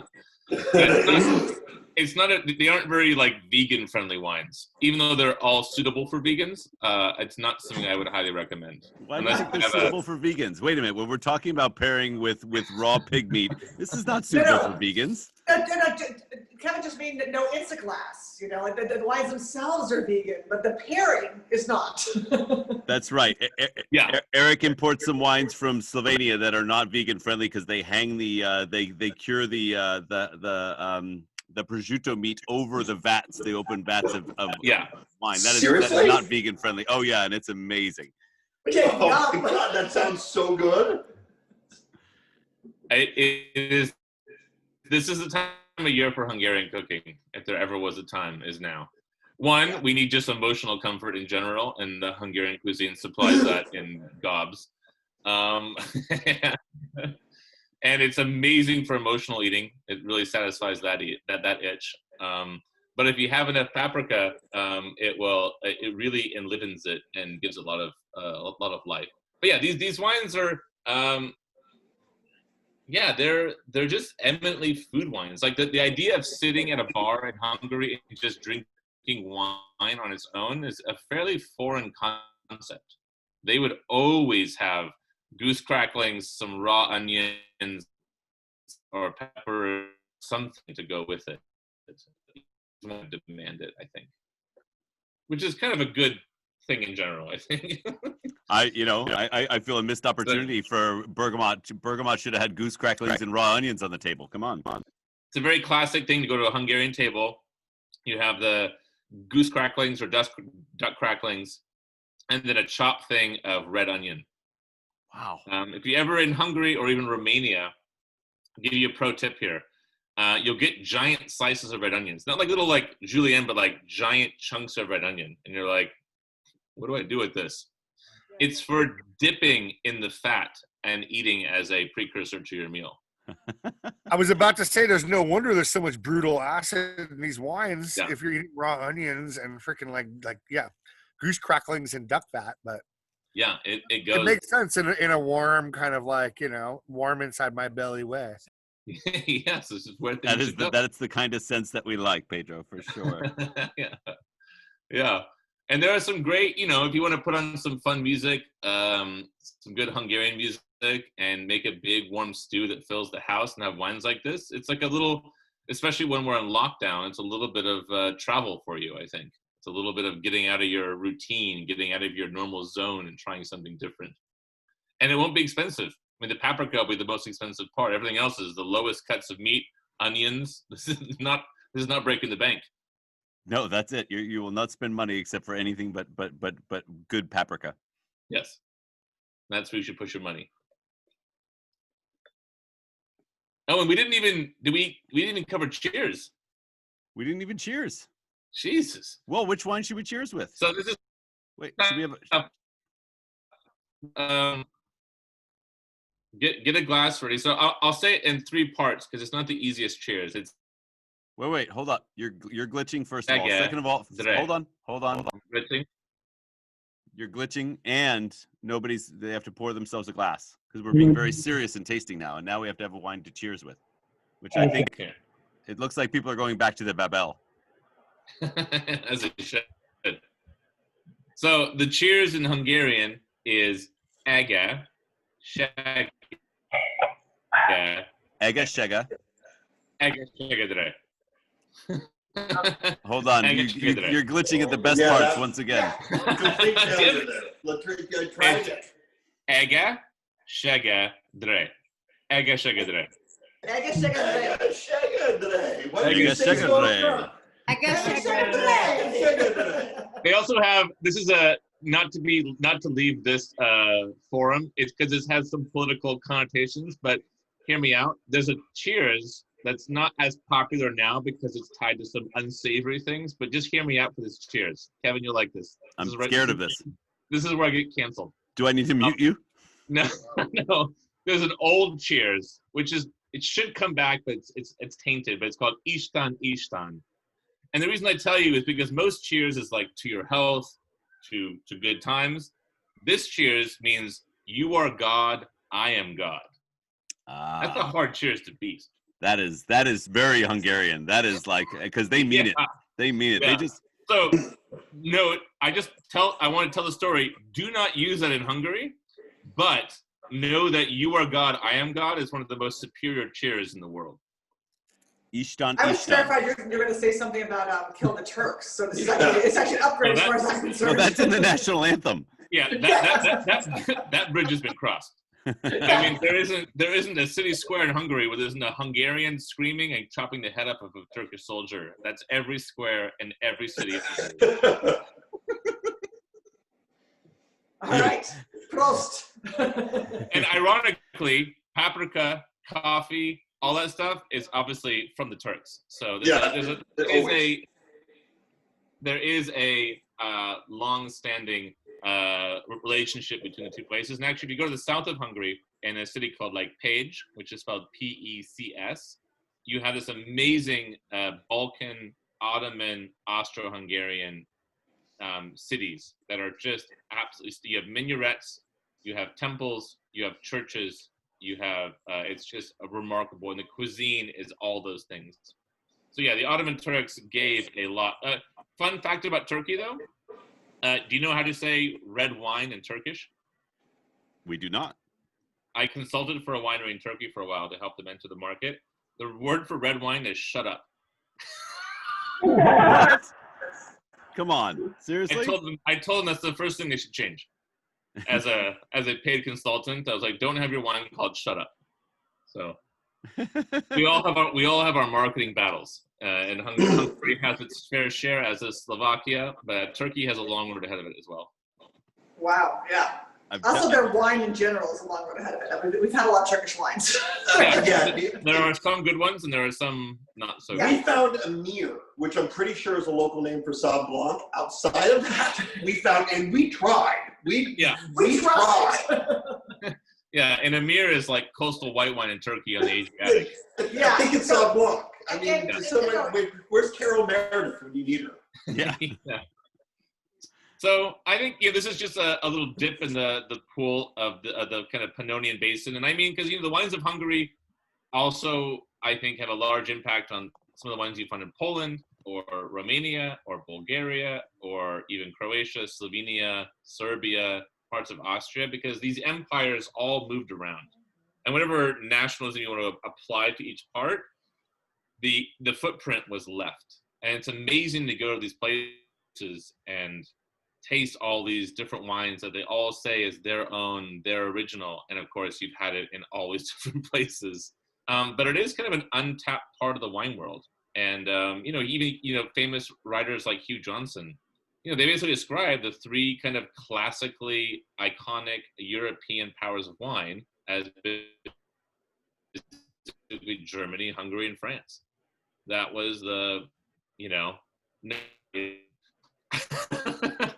But in classical terms and in different historical periods, those were viewed as the most sought after wines. And of course, politics change and taste change and everything changes. But these Hungary, Slovakia, Serbia, they were all dealt a very, very different historical hand in Western Europe. And then now they're finally kind of emerging to where maybe they once were prior to all that. And it's a fun place to go and break your routine and remind yourself why Sauvignon Blanc is so great, because you won't find it in these places.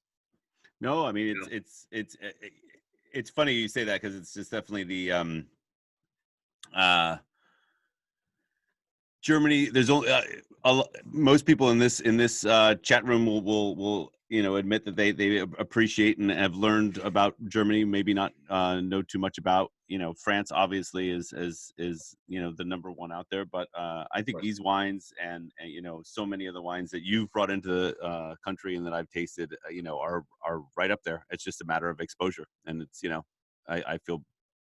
I feel for you. You're out there trying to explain this to everybody, and they just need to drink more and know more about it. The problem is there's not enough of it.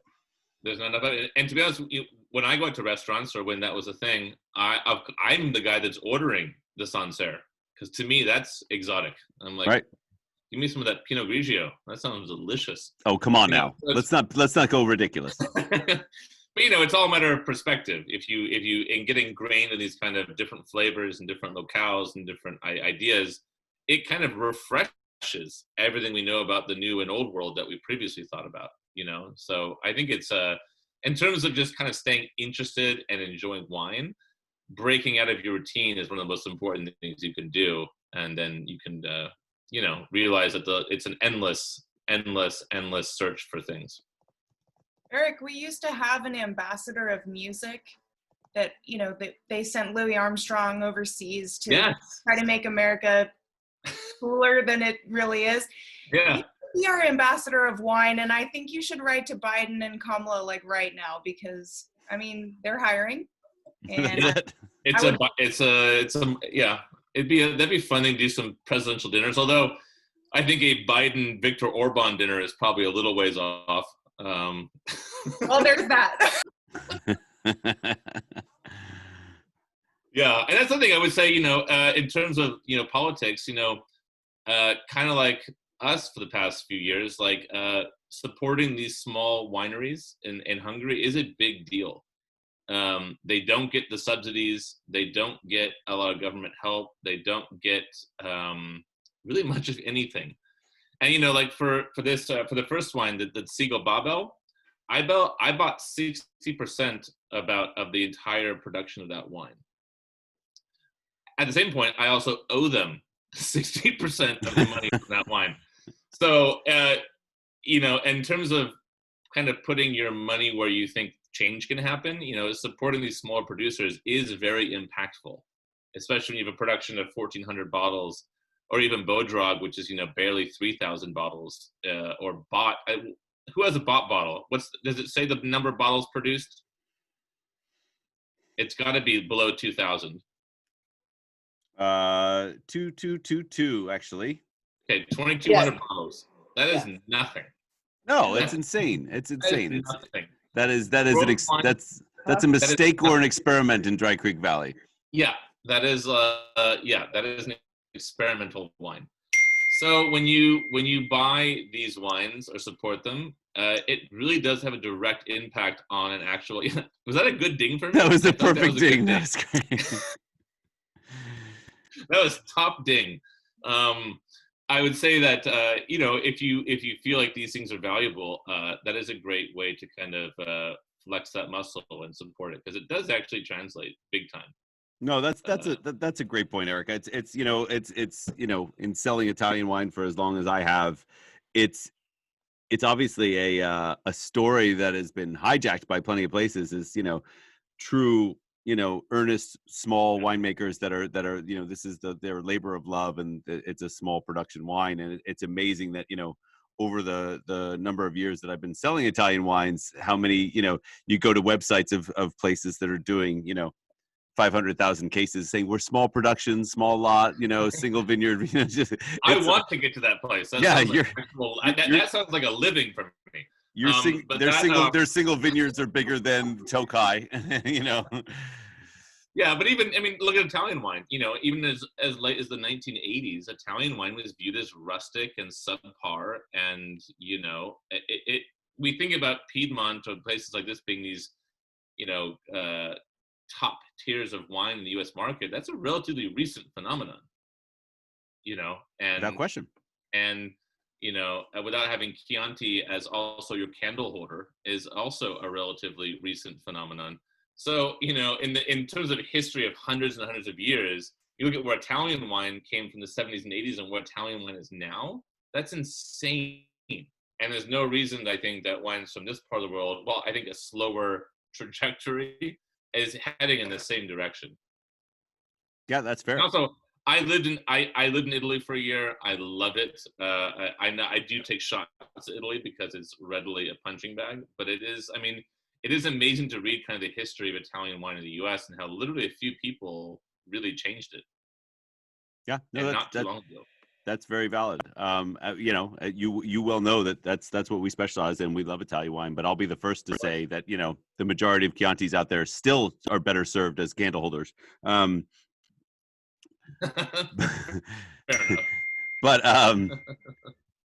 you're right. You're right. I mean, I know the dings are amazing. The timing is incredible. But I mean, I can't say enough about wines like this. The wines that you're bringing in and the producers that you're championing and supporting are phenomenal. And again, every year you bring me stuff that's like, it blows my mind how much better and better they're getting. And yeah, it's a shame that we can't put wines like the Bott Harsh Levallois away and actually drink it in 10 years, because I know that I can't put that in my cellar and not drink it in the next year because it's so good. So you're right, it should age, but it's a hard one to age. Yeah, and no one can afford it, not here nor there. So eventually that'll come to pass. But I feel like at least all of you right now are taking a chance on these wines and enjoying them, and that is hugely appreciated, I can tell you. So thank you. Yes, thank you. No, wait, what's the other one? You should know how to say thank you. So that's Köszönöm szépen. Say that again. Köszönöm szépen. Köszönöm szépen. Or you can say kusi to be really like That's too cutesy. I love it. Kusi. Yeah. You kind of get a little anime face with kusi, but yeah, it's a very informal way of saying it. But yeah, I mean, if you go to Hungary or Slovakia, good ding. I really should get a soundboard person. That would be ideal. But yeah, I would. There aren't. What's your favorite Slovakian restaurant or Hungarian restaurant? And I'll give you the West Coast of the United States. Right? Right. There aren't that many places. So looking up these recipes or seeking out a dish here and there, or even the ingredients, is like an act of kind of getting out there and doing something out of the ordinary. And it can be fun, especially when we're in these lockdowns. I keep saying this, but like, I'm so desperate to travel that if I can at least do a little bit of traveling in my kitchen, that's at least something. Well, that's actually a good question. Instead of telling us what the best restaurant is, do you have a cookbook that you steer towards that you can send us a link to? Because there's a couple, but there was a very famous restaurateur named George Lang. I'll put it in the comments there. And he wrote a classic cuisines of Hungary cookbook that's amazing. Actually, George Lang escaped Hungary in a coffin by pretending he was dead and got to New York. So you think being a restaurateur is tough. And he actually started, when he died a few years ago, the New York Times devoted the entire food and wine section of the New York Times. The entire section. Wow. Hey, Eric. He basically, that's the one. And he basically built the Four Seasons restaurants. He built the Power Lunch idea. He was an iconoclast in the New York dining scene, and when he passed, it was a major sea change in the dining scene. And he went back to Hungary after the fall of communism and rebuilt some of Hungary's top restaurants, like Gundel, back to its former greatness. And he wrote this cookbook as an ode to that time, and actually included menus from the 16, 17, 1800s that you can go reference. It's a really amazing cultural book and a cookbook. But you need to be well stocked on lard, no olive oil sissiness. You got to have lard and a good paprika, and then buy the cookbook. Otherwise, don't even pretend. Fair enough. Can we do for like our next one of these, Winston Churchill had like fireside chats? Can we do something like round the lard dish with Eric? Can I tell you one of my favorite dishes? It's they call it Hungarian butter, and they call it salzona. It's basically a long smoked pork fat. And what they do is they put it on a skewer, kind of like you're roasting marshmallows. And then they line the fire pit with bread and vegetables. And they hold this giant slab of smoked fat over the fire and drip the fat onto the bread and vegetables, and then eat it once everything's soaked through. I love it. I think this is doable on a Traeger. I can. Yeah. That is one of the best things you can do for your life. Oh, We can distance do one of those around here, man. You need to go out and we got to fireside Hungarian tales with Eric I Dan mean, this and Jen lard and Hannah bread. Kim, over they're fire. already ready. They're fireside as we speak. Yeah, you guys Why have is it there down. not fat dripping onto bread in front of them is beyond me. I don't know. I'll put the Fowler's address in the chat, and we'll all just meet there. That's We'll no all problem. You bring the smoked fat. I'll bring the bread. Come on. Those guys know how to. They're not afraid of cooking over fire. They can spatchcock like champions. Those guys. Yeah. So yeah, that's one book I'd recommend. And there are you can go online. There's a great tour company I can plug that I have zero business with, but I like them a lot, called Taste Hungary, and they do amazing food and wine tours all throughout Budapest and Hungary. And she's written a variety of articles, and that's a good place to go for food stuff, I think. That's really cool. That's good to know, because that's definitely something, especially as we're all trapped at home and about to be trapped even further. More cookbooks is a good thing to do. Awesome. That's amazing. Anybody else have any other questions? I actually, I'll have a quick question for the local Healdsburgians. We had a small shop in town that was all about Hungarian paprika. That's right. Paprika. I said it wrong. Sorry, Liana. That was for you. That was for the East Coasters. That place had to be a front for some sort of organized crime. But how do you find good Hungarian paprika? Is it just ordering it online or what? There is some ordering online. There's if you're ever in the Bay, there's a really great. Perfect. We lost you. Where's the There's a great little Venetian alimentari store in North Beach called the Rialto Mercato. It's right near Washington Square Park. And the woman there is Hungarian, Flora, and she actually imports Hungarian paprika ground to order in small packets. So it's ground to order just for the cooking aspect of it. But also, you can find some decent stuff online. But I mean, a good paprika should have a citric punch to it. It should be really bright. So let me just jump in. And then my biggest thing is. Go ahead. Sorry, go ahead. Well, in Santa Rosa, the biggest thing is not to burn it. Paprika is very delicate. Yeah. Oh, it's yeah. Same. Well, so in Santa Rosa, that's a there's great a shop spot. called Savory Spice Shop, and Savory has several different paprikas. Oh, really? Okay. There's Spanish pimenton, which is a whole different thing, but they call it paprika, and they do smoked and not smoked, but their Hungarian is lovely.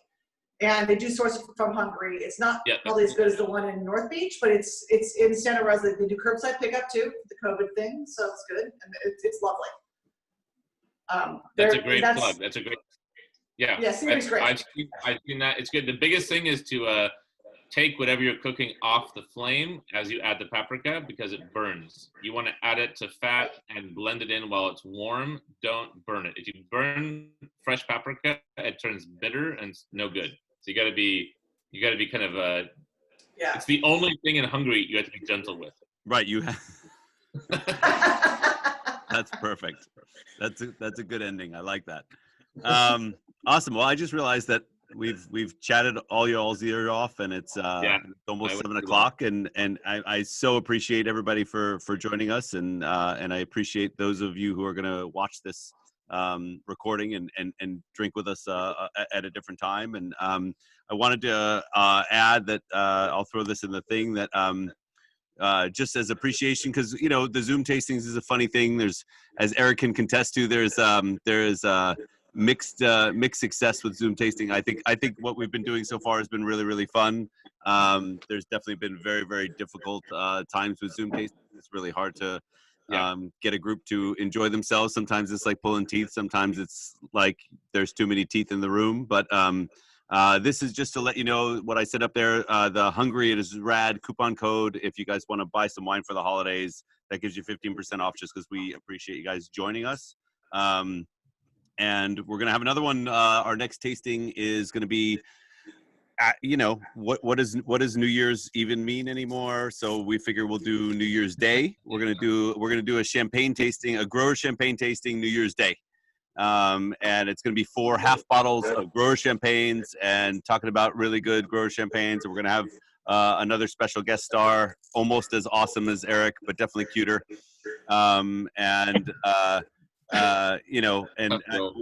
We so appreciate your support and joining us to drink with us and hang out and just do fireside chat. Although next time we do fireside, you're right, Pedro. Next time we do fireside, we have to melt some pork fat onto some bread. Thank you. Thank you. That's definitely the way. Thanks, everyone. Thank you, everybody. That's been awesome and really appreciate it. Enjoy the wine. I hope you enjoyed it. And yeah, you're the best. And Thank you. I have a real Amazing. quick question. yeah. How do you say happy birthday in Hungarian? Because my friend Susan, who you can see in the Marcy. Yes. Hi, Marcy. Susan. So we were supposed to be together, but we have a little COVID scare. Sorry, wine. COVID scare in our house. So we're doing this virtually, but it's her birthday. So how do you say happy birthday in Hungarian? It's bulldog. Bulldog? I think it's bulldog. Like, I don't know. I only know wine terms. Bulldog Yeah. Sulinapot. I think it's bulldog Sulinapot. My Hungarian's not so great, by the way. Even though my grandfather was from there. Today too. Was that? It's Jeff's birthday today too. Oh, Is it? Happy birthday, Jeff. Nice. What are the odds on this podcast, right? Happy birthday. Wait, Thank you. Yeah. wait, Rosemary, I was told that you're part Hungarian too. Don't you know how to say happy birthday in Hungarian? I do not. I only know the cuss words. That's a true immigrant right there. And say money and bread and shut up is not wine. We used to say sikobud Yeah. Yes. and pinierzy for money. Uh-huh. Money. Yeah. Trying to think of all the words, and then there's the ones that I shouldn't say. But that's my family, and my mom made jabavina every week, which we didn't know until Wow. which was garbage, but it was leftovers. But she called it jabavina, and so Sounds that's better. week. So I only know Yeah. I learned a lot of things. I learned a lot of things I didn't know were Hungarian, but my family just did. You don't know until you go to a friend's house that's not what everyone else is doing. You know. You know. Yeah, it's look up. There even at one point was an SNL sketch. I think in like the 80s, where it was like either German or Hungarian love walks, where couples would walk down the beach and they would yell at each other in Hungarian or German. They would translate it because it just sounded so horrible. And then the subtitles would be like, your hair smells of roses. It's always been viewed as just one of those just angry, aggressive languages. it was very aggressive. And then my father's family was Scottish, and so Equally as aggressive. equally we talked about each other in front of us in their separate languages, and it was just so. And so we learned to pick up all the bad words. And It's like roses. yeah. Yeah. Your hair smells like fucking roses, for crying out loud. Jimmy. So Yeah, what is two of the most beautiful. I love that. champagne, and then after that? After the champagne, I don't know. It's we're going to do the champagne earlier than that, but to be honest, we were rightfully terrified of shipping at the moment, Yes. because shipping has gone all to hell, not only with the rise in COVID, but everything else going on. everything was going well. FedEx was keeping up with everything that we needed, starting mid-summer after everything fell apart. And then we knew that it was going to get a little bit ugly. So we actually had another one scheduled prior to Christmas, but it's not happening because we can't guarantee people are going to get the wine. Champagne tasting on New Year's Day is even going to be a bit of a stretch. We'll put that out and announce it on Monday. But after that, I'm not sure. We're going to try and start doing a little bit more of a series like we used to do at Bergamot Alley, which was a little bit more of a several part series, a little bit more of a extended education. So we'll work on that in January and February. Maybe do the same thing for our Rebel Grape Society, or the 7% Solution, what we used to do, which is celebrating California winemakers that are working with other grape varieties other than the big 8. That's such a big subject to tackle, and if we do that as a series, it'll be fun because we'll be able to really have the representation of the winemakers on all of these tastings as well. So we're working on our Zoom schedule, but it's a funny thing. I'm thankful for, I have a lot of private tastings and corporate tastings coming up through the rest of December. But I'm thankful for a little bit extra time in January and December, January and February, where we'll be able to do a little bit more creative stuff like this. Thank you. Well, thank you guys. Yeah, it's about to be 7. They're going to cut us off. But thank you, Eric, so much for your time and your knowledge and your wit and your wonderfulness. And I wish I could just press a button now and give you a ding as a thumbs up. I'm hoping for one more ding, to be honest. I know there's got to be one more. I think this will be a final ding. But thank you all for joining us, and I really appreciate it. That was super fun, and I hope you enjoyed the wines. There are a few of these wines left over. I didn't want to put them in the shop until after we had this tasting, just to make sure that we covered everybody. And as I said, there's going to be people watching this after we're done. But I will put these wines up in the shop if you want to buy more of these, which hopefully you will, because they're incredible wines. So I hope you enjoyed them. Excellent. Thank you. Awesome. Thanks, guys. Have a great night. Have a great weekend. Really appreciate it. Thank you, Kevin. Stay safe. We love you guys. Thank you.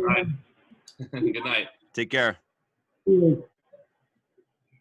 So it's Bulldogs Something about bulldogs. happy something. Fireside chats with Eric and Lard. I know. I love it, Pedro. I am on it. Yeah, that'd be a good one.